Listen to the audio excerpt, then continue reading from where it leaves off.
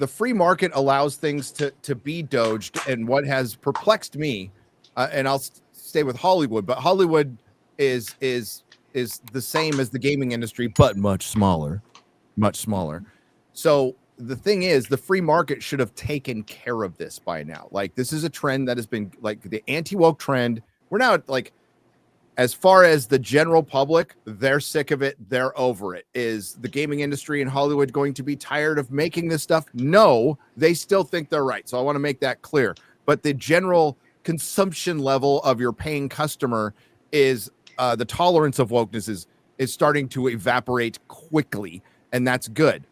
The free market should have taken care of this a couple of years ago. I would argue 4 years ago. It was already on the decline in Hollywood. It was pretty like Terminator Dark Fate is like a bellwether movie.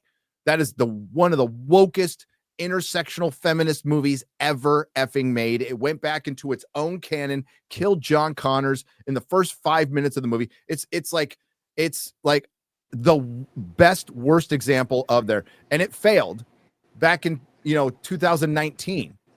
So what kept this shit going for 4 years further? Because this is what's perplexed me as somebody who's just been a fan of pop culture, and I'm sure a lot of you guys in the audience, especially the older guys and gals, notice this too.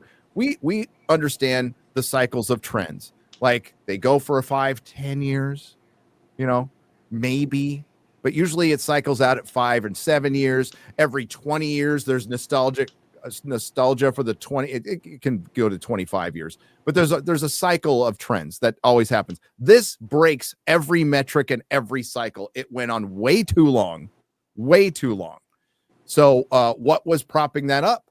And if you would have told me 4 or 5 years ago, Craig, that maybe it's the government, I'd have gone, you fucking crazy. Not anymore. Not anymore. Not at all. I think you're crazy not to believe it. Right, and that you, with your tax dollars, were helping fund it.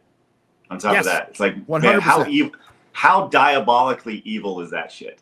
Like, just from every level of it. And you mentioned movies compared to games, and games. I think that the market 2024 in particular was a major shift for. I think that it was the customer drastically spoke with their wallets. You saw a number of woke games fail miserably. And but those games were in development for 4, 5, 6, sometimes 10 years. And I think that's the big difference between movies and games, is that once you start, I think we're going to see a shift in gaming by 2027, maybe. Games that have started development last year after they saw the insanity, and they're like, oh shit, maybe we should put some beautiful women and buff dudes and just make it super fun instead of fucking pronoun police and everything going on there. So, man, it's amazing. And the diabolical nature of like funding this shit that nobody wants with your own money. That's like fucking Dr. Evil shit. It's crazy. It is the danger of even because I think a lot of people truly believe this, Craig, but even the danger of a true believer. No, this is the most dangerous thing of all, is a true believer, of the person who goes through their life, wakes up. Think of your average fucking woke white woman in Marin County, wakes up every day going, I am right about everything. And now it is my job to tell you that I'm right and teach you how to think, tell you how to think, show you how to think. And all the arguments are done. I'm right, you're wrong. That is the worst person imaginable to be in charge. And that is a large part of our government. It's been infected. And unlike the gaming industry, and like Doge is going to have a very hard time. Like it's fun. It was fun seeing all this shit getting cut up, but they are now going to have a fight. We're going to find out how much this is legal. And plus they are literally taking on not just our machine, the world machine. Like, that is not an easy task. That is not something that gets finished in Donald Trump's presidency. This is something that is a 20-year journey to possibly turn things around. 20 years. This ain't fucking happening in a presidency. Just be clear about this, because it took a long time for it to get this bad.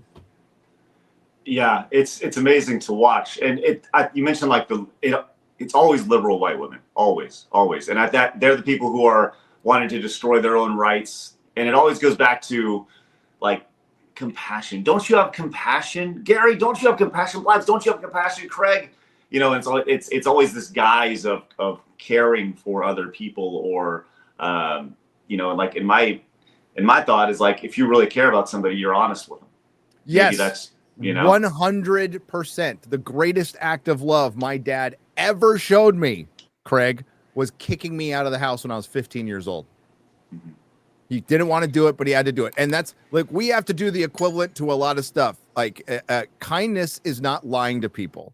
You're enabling them.